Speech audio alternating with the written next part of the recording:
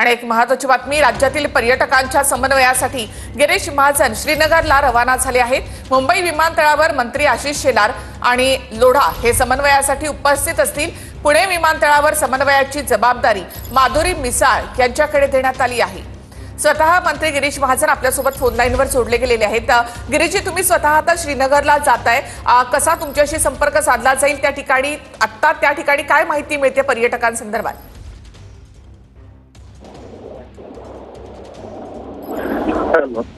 जी गिरीशजी, तुम्ही स्वतः आता श्रीनगरला जाताय पर्यटकांच्या मदतीसाठी? हो, मी स्वतः खरं म्हणजे मी 3 दिवसापासून खूप आजारी होतो, बॉम्बे सोडला ऍडमिट होतो। आताच मी डिस्चार्ज घेतला अर्ध्या तासापूर्वी आणि सरळ तिथून विमानतळावर निघालेलो आहे आणि 2चं विमान आहे आणि त्या इंडिगोच्या विमानाने मी श्रीनगरला पोहोचतोय।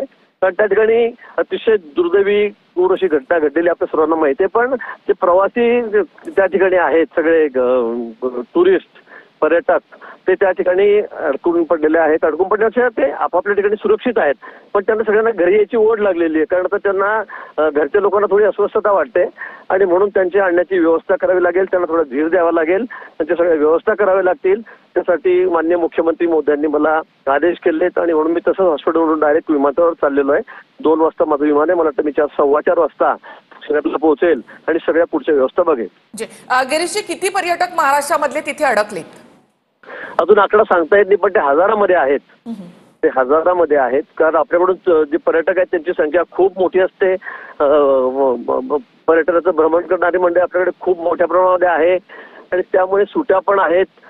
ची संख्या खूप मोठी आहे। उन्हाळ्याचे दिवस आहेत, काश्मीर थंड आहे सध्या आणि त्यामुळे अतिशय चांगलं वातावरण काश्मीरचं आहे आणि ते खरं शांतही होतं गेल्या अनेक वर्षापासून। पण आता अचानक त्या क्रूर कर्मांनी त्या ठिकाणी घाला घातला आणि विचार 28 लोक त्या ठिकाणी मृत्युमुखी पडलेले आहेत आणि त्यामुळे थोडंसं लोक घाबरलेले आहेत। त्यामुळे त्यांना आणणं क्रमप्राप्त आहे। विमानतळाची संख्या तिथे छोटी आहे, धावपट्टी छोटी आहे, त्यामुळे थोडा अडचणही आहे आणि म्हणून क्रमाक्रमाने आता टप्प्याटप्प्याने आम्ही सर्व प्रवाशांना पर्यटकांना या ठिकाणी त्यांच्या शहरापर्यंत पोहोचवू। गिरीशजी, बरेचसे पर्यटक हे टूर्स अँड ट्रॅव्हल्स मधून गेलेले आहेत, अशा पर्यटकांना तुम्ही कसं परत आणणार आहात? जसं तुम्ही म्हणाल विमानांची संख्या कमी आहे, तर तिथे जे हजारो पर्यटक अडकलेले आहेत त्यांना कशा प्रकारे आणण्यात येईल महाराष्ट्रामध्ये? हे बघा, आता तिथे धोका काही नाहीये, सगळा ताबा आता मिलिटरीने घेतलेला आहे, तिथे सगळं व्यवस्थित चाललेलं आहे। तिथे फार धोका आहे किंवा काही नैसर्गिक आपत्ती अशातला भाग नाहीये, पण त्या सगळ्या झालेल्या घटनेमुळे लोक घाबरलेले आहेत आणि कोणी घाबरेल याच्यामध्ये काही दुमतच नाहीये आणि म्हणून मला असं वाटतं की लोकांनी आता फार घाबरू नये अशी विनंती आमची त्यांना आहे। त्यांना घरी यायचंय, परत यायचं, हे जर खरं असलं तरी पण आता इतके विमानं आपण एकाच वेळेला कधी उपलब्ध करू शकत नाही। टप्प्याटप्प्यामध्ये विमानं त्या ठिकाणी उपलब्ध करू, सगळेच, मग ते टुरिस्टच्या मार्फत गेलेले असो, कंपनीच्या मार्फत असो, काय इंडिव्हिज्युअल असो, सगळ्यांना आणणं आपली सरकारची जबाबदारीच आहे। त्यामुळे मला असं वाटतं की लवकरच आपण त्यांना त्यांच्या घरापर्यंत आणून पोहोचवू। खूप खूप धन्यवाद गिरीशजी, तुम्ही आमच्याशी बोललात त्याबद्दल। कॅबिनेट मंत्री गिरीश महाजन आता श्रीनगरकडे रवाना झालेले आहेत आणि 4-1 वाजेपर्यंत श्रीनगरमध्ये ते पोहोचतील।